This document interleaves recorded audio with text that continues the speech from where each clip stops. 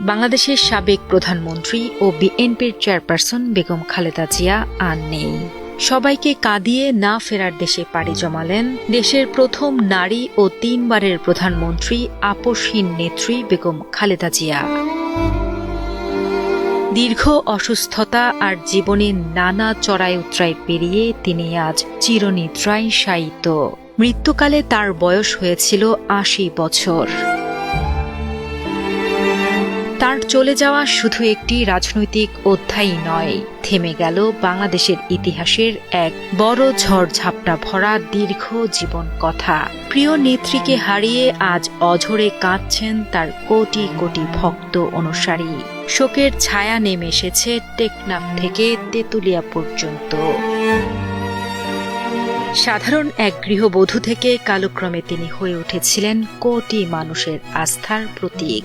স্বামী সাবেক রাষ্ট্রপতি জিয়াউর রহমানের নির্মম হত্যাকাণ্ডের পর বিপর্যস্ত দলের হাল ধরেছিলেন শক্ত হাতে। দীর্ঘ ৯ বছরের স্বৈরাচার বিরোধী আন্দোলনে রাজপথে আপসহীন নেতৃত্ব দিয়ে তিনি আবির্ভূত হন বাংলাদেশের প্রথম নারী প্রধানমন্ত্রী হিসেবে। ৩ বারের প্রধানমন্ত্রী হিসেবে রাষ্ট্র পরিচালনার দায়িত্ব পালন করা এই মহীয়সী নারী তার দীর্ঘ রাজনৈতিক জীবনে কখনোই মাথা নত করেননি। গণতন্ত্র পুনরুদ্ধারের সংগ্রামে বেগম জিয়ার অসামান্য ভূমিকা তাকে আসীন করেছে ইতিহাসের এক অনন্য উচ্চতায়। ক্ষমতার মসনদ থেকে কারাগারের নির্জন প্রকোষ্ঠ, জীবনের সব বাঁকেই তিনি ছিলেন ধীর, স্থির ও অবিচল। রাজনীতি আর ক্ষমতার জৌলসের আড়ালে বেগম খালেদা জিয়ার ব্যক্তিগত জীবন ছিল এক বিষাদ গাথা। ১৯৮১ সালে স্বামী জিয়াউর রহমানের মর্মান্তিক বিয়োগের পর ২ সন্তান তারেক রহমান ও আরাফাত রহমান কোকোকে বুকে আঁকড়েই তিনি খুঁজেছিলেন বাঁচার অবলম্বন। কিন্তু নিয়তির কি নির্মম পরিহাস! ছোট ছেলে কোকো অকালেই চলে গেছেন না ফেরার দেশে, আর বড় ছেলে তারেক রহমান দীর্ঘকাল ধরে সুদূর প্রবাসে। জীবনের গোধূলি লগ্নে এসে আপনজনহীন একাকিত্ব আর জটিল অসুস্থতার বিরুদ্ধে তাকে লড়তে হয়েছে এক নিঃসঙ্গ সৈনিকের মতোই।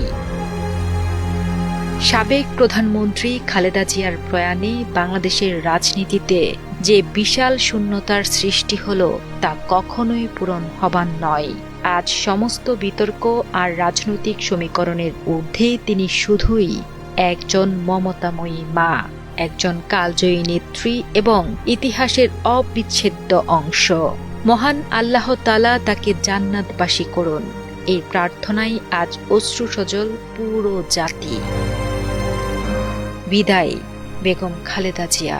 বাংলার আকাশ বাতাস আর ইতিহাসের পাতায় আপনি বেঁচে থাকবেন অনন্তকাল।